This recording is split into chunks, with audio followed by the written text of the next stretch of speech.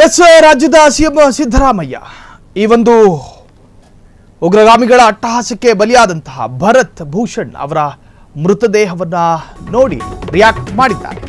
ಕಾಶ್ಮೀರದಲ್ಲಿ ಕನ್ನಡಿಗ ಭರತ್ ಭೂಷಣ್ ಬಲಿಯಾಗಿದ್ದಾರೆ.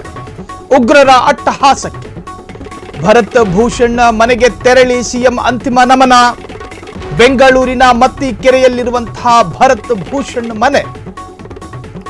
ಮೃತರ ಕುಟುಂಬಕ್ಕೆ 10 ಲಕ್ಷ ರೂಪಾಯಿ ಪರಿಹಾರ ಈಗಾಗಲೇ ಘೋಷಣೆ ಮಾಡಲಾಗಿದೆ. ಪರಿಹಾರ ಘೋಷಿಸಿದ್ದ ಸಿಎಂ ಸಿದ್ದರಾಮಯ್ಯ.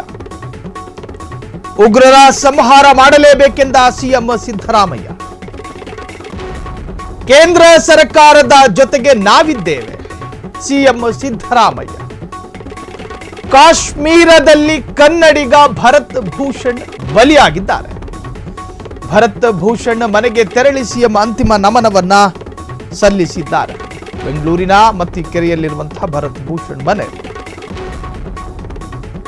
ಮೃತರ ಕುಟುಂಬಕ್ಕೆ 10 ಲಕ್ಷ ರೂಪಾಯಿ ಪರಿಹಾರ ಈಗಾಗಲೇ ಘೋಷಣೆಯೂ ಕೂಡ ಮಾಡಲಾಗಿರುವಂತಹ ಪರಿಹಾರ ಘೋಷಿಸಿದ ಸಿಎಂ ಸಿದ್ದರಾಮಯ್ಯ.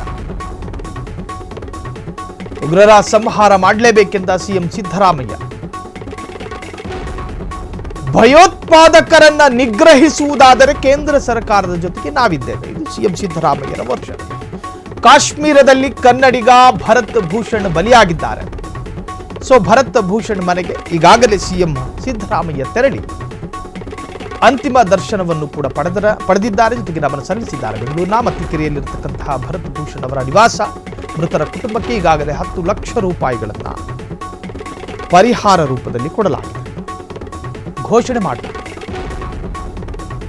ಇದು ಭರತ್ ಭೂಷಣ್ ಉಗ್ರರ ಅಟ್ಟಹಾಸಕ್ಕೆ ಬಲಿಯಾದಂತಹ ಕನ್ನಡಿಗನ ಪಾರ್ಥಿವ ಶರೀರವನ್ನು, ಆ ಶರೀರಕ್ಕೆ ಈಗಾಗಲೇ ಸಿದ್ದರಾಮಯ್ಯರು ಸೇರಿ ಸಾಕಷ್ಟು ಗಣ್ಯರು ನಮನವನ್ನು ಸಲ್ಲಿಸಿದ್ದಾರೆ. ಕಾಶ್ಮೀರದಲ್ಲಿ ನಡೆದಂತಹ ಭೀಕರ ಕಾಳಗಕ್ಕಿಂತಲೂ ಉಗ್ರಗಾಮಿಗಳ ಅಟ್ಟಹಾಸ, ಮಾನವೀಯತೆಯನ್ನ ಮರೆತು ಅಮಾನವೀಯ ಆಟ.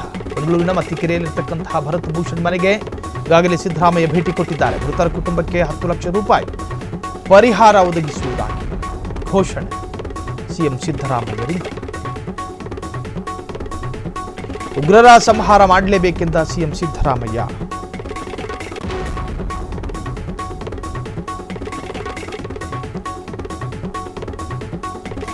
ಕಾಶ್ಮೀರದಲ್ಲಿ ಕನ್ನಡಿಗ ಭರತ್ ಭೂಷಣ್ ಬಲಿಯಾದ ಭರತ್ ಭೂಷಣ್ರನ್ನ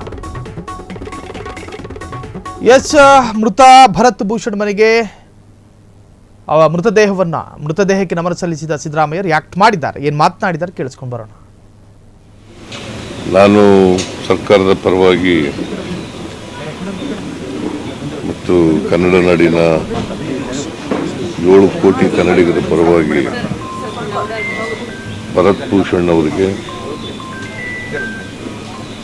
ಶ್ರದ್ಧಾಂಜಲಿಯನ್ನು ಅರ್ಪಿಸಲಿಕ್ಕೆ ಬಯಸ್ತಾ ಇದ್ದೇನೆ.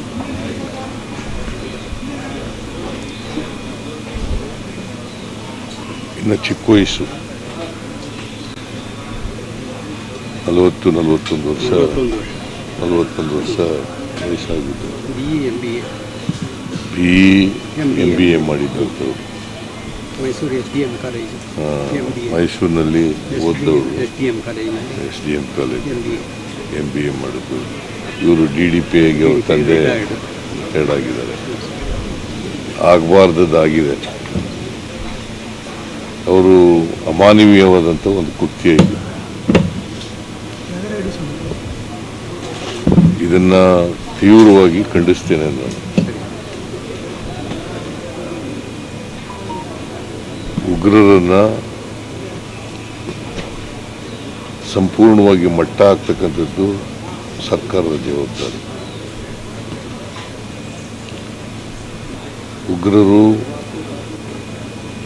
ಉಗ್ರರ ಚಟುವಟಿಕೆಗಳು ನಮ್ಮ ದೇಶದಲ್ಲಿ ಇರಬಾರ್ದು. ಯಾವುದೇ ಕಾರಣಕ್ಕೆ ಸರ್ಕಾರ ಇದರಲ್ಲಿ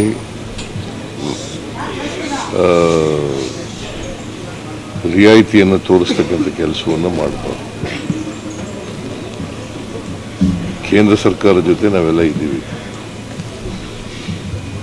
ಕೇಂದ್ರ ಸರ್ಕಾರಕ್ಕೆ ನಾನು ಒತ್ತಾಯ ಏನು ಮಾಡ್ತೀನಿ ಅಂತಂದರೆ ಎಲ್ಲ ಉಗ್ರರನ್ನು ಕೂಡ ನಾಶಪಡಿಸ್ತಕ್ಕಂಥ ಕೆಲಸವನ್ನು ಮಾಡಬೇಕು. ಅದಕ್ಕೆ ನಮ್ಮ ಸಂಪೂರ್ಣ ಬೆಂಬಲ ಇದೆ.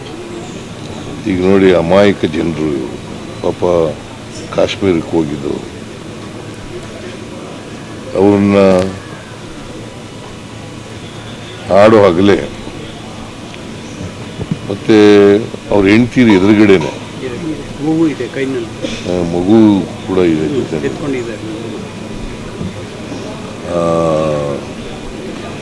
ಶೂಟ್ ಮಾಡೋದಿದೆಯಲ್ಲ, ಅದಕ್ಕಿಂತ ಹೇಯ ಕೃತ್ಯ, ಮನುಷ್ಯತ್ವ ಇಲ್ಲದೆ ಇರ್ತಕ್ಕಂಥ ಕೃತ್ಯ ಇನ್ನೊಂದಿಲ್ಲ. ಈ ಕೃತ್ಯವನ್ನು ನಾನು ಖಂಡಿಸಲಿಕ್ಕೆ ಬಯಸ್ತಾ ಇದ್ದೇನೆ. ಜೊತೆಗೆ ಯಾಕಂದರೆ ಅದೇ ಜಿಲ್ಲೆಯಲ್ಲಿ ಪುಲ್ವಾಮಾ ಇನ್ಸಿಡೆಂಟ್ ಆಗಿತ್ತು. ಬಾಲಾಕೋಟ್ ಅಂತ ಪುಲ್ವಾಮಾ ಇನ್ಸಿಡೆಂಟ್ ಆಗಿತ್ತು.